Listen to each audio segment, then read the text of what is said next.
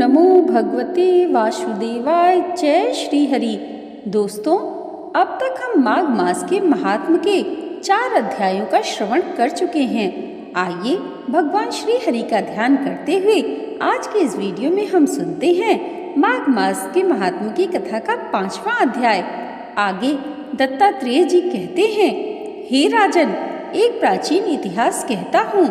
भृगु वंश में ऋषिका नाम की एक ब्राह्मणी थी जो बाल्यकाल में ही विधवा हो गई थी। वह रेवा नदी के किनारे विंध्याचल पर्वत के नीचे तपस्या करने लगी। वह जितेंद्रिय, सत्यवक्ता, सुशील, दानशीलता तथा तप करके देह को सुखाने वाली थी।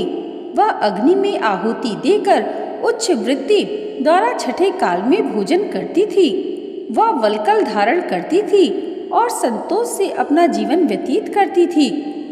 उसने रेवा और कपिल नदी के संगम में 60 वर्ष तक माघ स्नान किया और फिर वहीं पर ही मृत्यु को प्राप्त हो गई।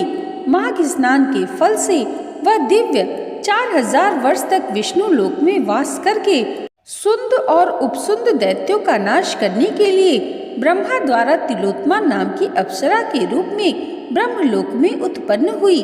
वह अत्यंत रूपवती, गान विद्या में अति प्रवीण और मुकुट कुंडल से शोभायमान थी।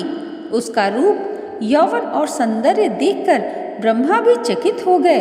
वह तिलोत्मा रेवा नदी के पवित्र जल में स्नान करके वन में बैठी थी। तब सुंद व उपसुंद के सैनिकों ने चंद्रमा के समान उस रूपवती को देखकर अपने राजा सुंद और उपसुंद से उसके रूप की शोभा का वर्णन किया और कहने लगे कि कामदेव को लज्जित करने वाली ऐसी परम सुंदरी स्त्री हमने कभी नहीं देखी। आप भी चलकर देखें। तब वह दोनों मदिरा के पात्र रखकर वहां पर आए जहां पर वह सुंदरी बैठी हुई थी और मदिरा के पान से विह्वल होकर काम क्रीड़ा से प्रेरित हुए और दोनों की आपस में उस स्त्री रत्न को प्राप्त करने के लिए विवादग्रस्त हुए और फिर आपस में युद्ध करते हुए वहीं समाप्त हो गए। उन दोनों को मरा हुआ देखकर उनके सैनिकों ने बड़ा कोलाहल मचाया और तब तिलोत्मा कालरात्रि के समान उनको पर्वत से गिराती हुई 10 दिशाओं को प्रकाशमान करती हुई आकाश में चली गई और देव कार्य सिद्ध करके ब्रह्मा के सामने आई। तो ब्रह्मा जी ने प्रसन्नता से कहा, हे चंद्रवती, मैंने तुमको सूर्य के रथ पर स्थान दिया।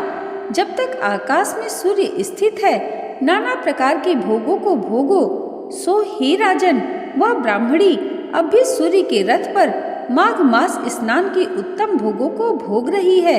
इसलिए श्रद्धावान पुरुषों को उत्तम गति पाने के लिए यत्न के साथ माघ मास में विधि पूर्वक स्नान करना चाहिए। यहाँ पर माघ मास के महात्म्य की कथा का 5वां अध्याय समाप्त हुआ। जय श्री हरि।